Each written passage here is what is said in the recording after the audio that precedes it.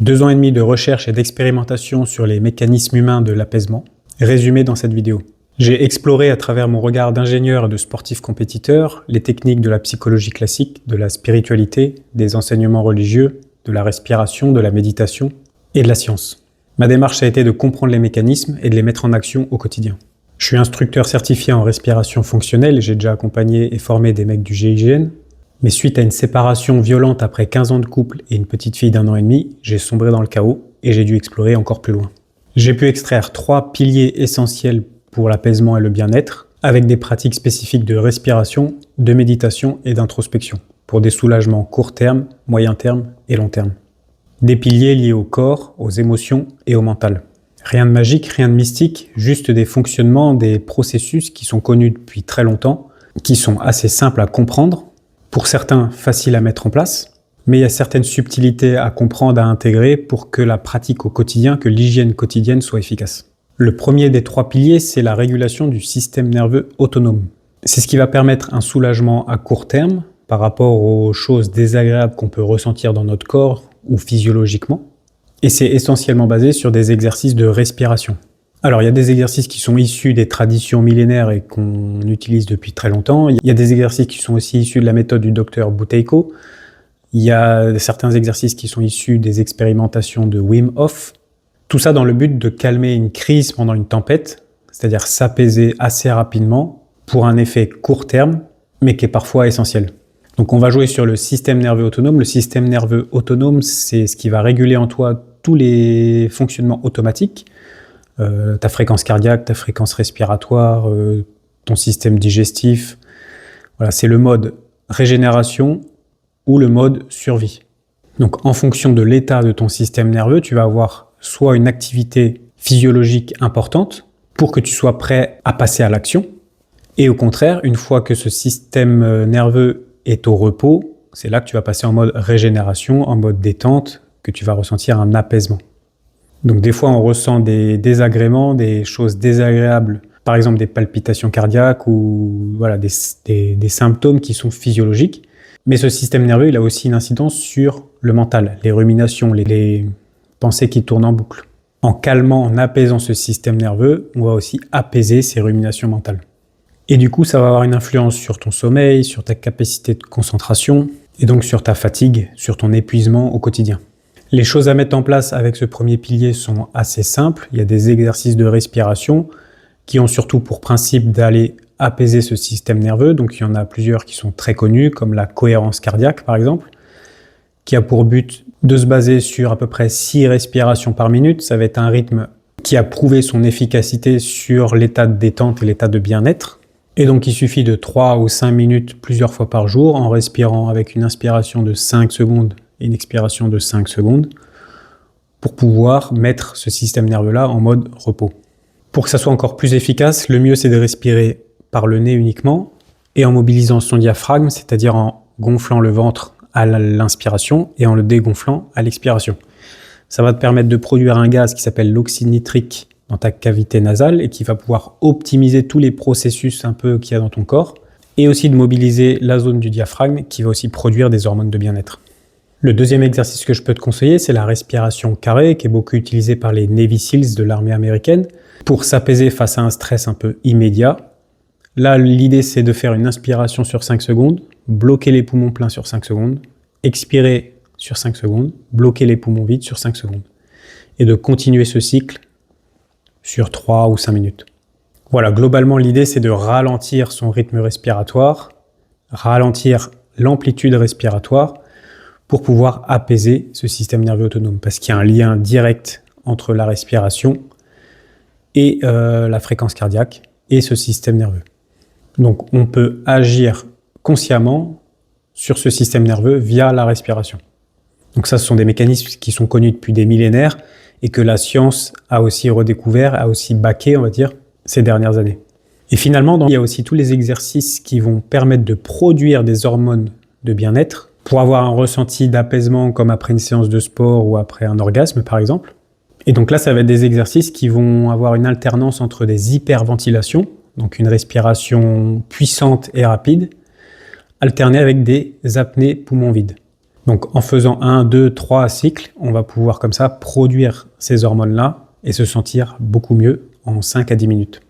Les clients que j'accompagne utilisent une application que j'ai développée moi-même, dans laquelle il y a un petit test qui permet de jauger un peu ton état du système nerveux et dans lequel il y a aussi ces 3 petits exercices-là de base de respiration. Tu peux y accéder gratuitement en cliquant sur le lien qui est dans la description. Le deuxième pilier, c'est la régulation des émotions, en utilisant l'intelligence émotionnelle, mais aussi les compréhensions un peu ancestrales des textes religieux souvent, qui ont des significations un peu imagées pour parler des émotions. Donc moi, je me concentre sur ces phénomènes un peu concrets, pragmatiques, et pas du tout sur le côté croyance. C'est aussi basé sur les principes de la thérapie ACT du Dr Hayes, et plus généralement sur les pratiques de spiritualité ou de méditation qu'on peut retrouver un peu partout. Parce que le principe de fond, il est assez simple, c'est de se positionner en observateur pour pouvoir identifier ce qui se passe en nous, le ressentir, l'accepter, et ensuite essayer d'analyser quel est le message caché qu'il y a derrière. Parce que derrière chaque émotion, il y a un message caché, il y a un besoin caché, et à partir du moment où on arrive à ressentir cette émotion en l'observant, à l'identifier et à trouver quel est le message caché derrière, ça va souvent s'apaiser tout seul. Et donc là, l'outil principal, c'est la méditation. Mais le mot méditation, il est très large, il y a beaucoup de choses qu'on voit passer un peu partout. Et elle est là la difficulté, c'est qu'il va falloir essayer de trouver le processus exact pour pouvoir se positionner en observateur et réussir à capter, ressentir et observer toutes ces émotions qui nous traversent. Et donc ce qu'il faut comprendre, c'est que les émotions vont avoir un impact sur les sensations désagréables dans le corps. Donc si on arrive à réguler ces émotions, on va pouvoir calmer les réactions corporelles qu'on a au niveau inférieur. Je t'ai fait une vidéo qui détaille un peu le processus pour aller trouver le message caché derrière chaque émotion. Je te mets le lien juste en dessous. Et le troisième pilier, c'est le mental, tout le monde des pensées. Et donc là, j'ai basé ma méthode sur les travaux du psychologue et professeur à Harvard Richard Schwartz, avec sa méthode IFS, couplée avec les techniques classiques d'observation en méditation et en spiritualité. Tout ça regroupé dans un outil pragmatique dans lequel on peut récolter de la data, des données, avec l'application que j'ai développée et que j'utilise pour accompagner et suivre mes clients. Donc avec leur travail quotidien, leurs infos qui vont rentrer directement dans l'appli au quotidien, on va pouvoir analyser régulièrement tout ça pour mieux comprendre leur fonctionnement, leur mode d'emploi, leur mécanisme. Parce que ce qu'il faut comprendre, c'est que les émotions qui ont été déclenchées sont issues de pensées. Donc les pensées qui sont créées par ton mental. Sauf que les pensées, tu ne choisis pas de les produire. Elles arrivent, elles apparaissent. Ce qui est perturbant, c'est qu'elles s'expriment toutes avec ta voix, ta propre voix dans ta tête, alors qu'elles sont issues, selon la méthode IFS du Dr Schwartz, de différentes parts de toi-même. Des parts qui ont été créées automatiquement avec tes expériences de vie, tes traumatismes, ton éducation, les choses qui ont été répétées dans ton enfance ou dans ta vie en général. C'est ce qu'on pourrait appeler des croyances ou les schémas. Mais en tout cas, c'est des choses qui s'expriment par le biais de pensées que tu ne choisis pas. Et du coup, au bout d'un moment, quand on a trop qui viennent, dans les moments de rumination, quand tu as des pensées qui tournent en boucle, tu peux te demander, mais qu'est-ce que je dois écouter? Qu'est-ce que je dois faire? Qu'est-ce que je dois suivre? Qu'est-ce que je dois pas suivre? Il y a tout un tas de questionnements qui apparaissent vis-à-vis de ces pensées. Et donc, avec cette méthode de clarification, en identifiant chaque part clairement qui s'exprime en toi, on n'est plus dans ce flou et c'est cette clarté-là qui soulage. Parce que finalement, on a un peu cartographié ton mental, comment il fonctionne. Et donc, c'est comme si tu étais assis à une table à un dîner de famille et que tu sais qui prend la parole, que tu sais que c'est pas toi, et que tu as réussi à te détacher, à faire un pas de côté, un pas de recul, te positionner en observateur. Tu peux écouter chacun, tu peux les entendre, même s'il y en a un qui parle beaucoup, qui parle fort et qui se répète parce qu'il a envie qu'on l'entende. Ça va être à toi de choisir, est-ce que je veux le suivre, est-ce que je veux lui donner de l'importance, de l'attention ou pas. Il est là le gros travail d'introspection, c'est comprendre quelles sont les parts qu'il y a en nous, quels sont les messages qui se répètent. Et le principe de fond, c'est juste prendre un pas de recul, se mettre en observateur et avoir de la clarté sur ce qui se passe. Donc le principe, il est simple à comprendre et après, c'est plus la mise en pratique au quotidien qui est un peu plus dur. Donc c'est là où on a une prise de conscience, une certaine éveil vis-à-vis de nos schémas. Et on ne se laisse plus embarquer, mais on va choisir ou non d'aller suivre telle pensée, ou alors en tout cas, on est conscient que cette émotion vient de cette pensée, que cette pensée vient de telle part de nous, et que cette part a telle intention envers nous, elle a été créée par tel événement, on a un peu plus une idée de qui on est réellement. Je t'ai détaillé aussi les mécanismes de ce troisième pilier dans une autre vidéo, je te mets le lien juste en dessous.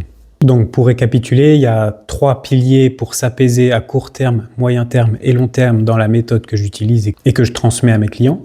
Autour de la respiration pour un soulagement court terme, la méditation pour le travail sur les émotions au moyen terme et l'introspection sur le travail du mental à long terme. La respiration sert à calmer, apaiser le système nerveux autonome via des exercices de respiration assez basiques. La régulation émotionnelle permet de ne plus être débordé, mais d'avoir une hygiène quotidienne qui permet de capter les messages des émotions au jour le jour et de savoir quelle est leur origine. Et le troisième pilier sur le mental, via l'introspection, est là pour avoir de la clarté sur comment fonctionne notre mental, quel est notre propre mode d'emploi, ce qui facilite grandement la prise de recul pour être un observateur sur nos mécanismes, et on gagne en clarté, et c'est ça qui permet le soulagement. Et d'être en conscience dans ce qu'on fait, dans ce qu'on choisit ou pas. On ne se laisse plus embarquer. Donc je t'invite à aller voir les 2-3 vidéos que je t'ai mis en lien dans la description pour tester tout ça, pour mettre ça en place. Et si jamais tu as besoin d'un coup de main ou que tu as besoin d'aide pour mettre ça en place avec ta situation à toi particulièrement et tes blocages, tu peux prendre un rendez-vous de 30 minutes gratuit dans lequel on va discuter de ta situation. Je vais pouvoir te donner quelques clés et un peu de clarté sur ce qui se passe pour toi. C'est le premier lien dans la description.